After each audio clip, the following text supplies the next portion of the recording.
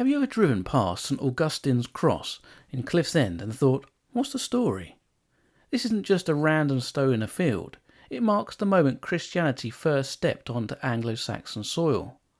A fearless monk, a curious king, a meeting under a legendary oak. It all happened right here on the Kent coast, and it changed England forever. Let's dive into the tale with Thanet Spark.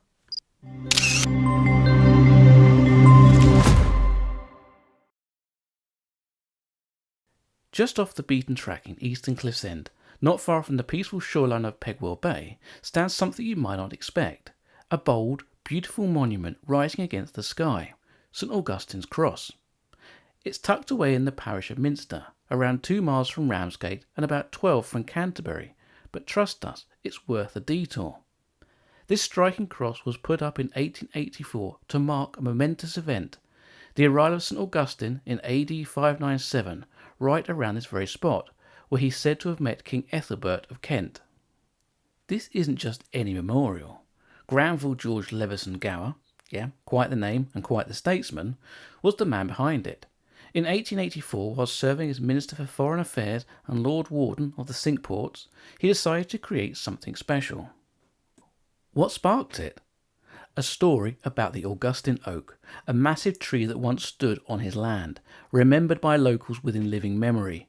He blended that inspiration with the ornate style of the sandback crosses way up in Cheshire. The result? A 23-foot showstopper, a 12-foot stone shaft on a stepped base, topped with a gorgeous circular Celtic cross. And the best part? The carvings, packed with symbolism, stories and jaw-dropping craftsmanship. Look closely and you'll see scenes from the Annunciation, the Virgin and Child, the Crucifixion and the Transfiguration. Another side carries the emblems of the 4 evangelists, a man, a lion, a bull and an eagle. Elsewhere, the 12 apostles stand together. 14 early Christian martyrs are honoured, and the mysterious runes appear alongside images of St Alban, St Augustine and King Ethelbert, like a history book carved in stone. Who were St Augustine and King Ethelbert? Let's meet the key figures in our story. First up, St Augustine, a monk from Rome in the 6th century. He was sent on a mission by none other than Pope Gregory the Great. The goal? To bring Christianity to the Anglo-Saxons, a people who'd never heard of it. Sounds ambitious, right? But Augustine wasn't starting from scratch. Enter King Ethelbert of Kent.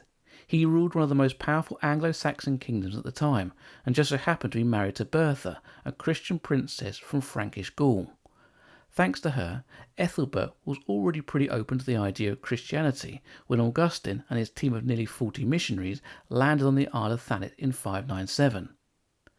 Ethelbert welcomed them with curiosity and maybe a bit of caution, and soon Augustine set up camp in Canterbury. It was there, in a small, humble church called St Martin's, that services began, and with them the quiet spark that would grow into the Christianisation of England. Why was this spot chosen? To understand that, let's rewind even further and take a cue from one of the earliest English historians, the Venerable Bede. In his ecclesiastical history of the English people, Bede gives us a glimpse of what this place looked like back then. He describes Thanet as an island just off the eastern coast of Kent, home to about 600 families, separated from the mainland by a narrow, winding stretch of water called the Wonson River. It wasn't wide, just a few hundred yards, and could only be crossed in a couple of places. That little waterway was one of the first things Augustine and his companions saw as they arrived, and they came prepared. Pope Gregory had sent Frankish interpreters with them to help bridge the language and cultural gap. Now here's where the legend takes over. It's said that Augustine and King Ethelbert first met under a mighty old tree, later dubbed Augustine's Oak, on a hill not far from here.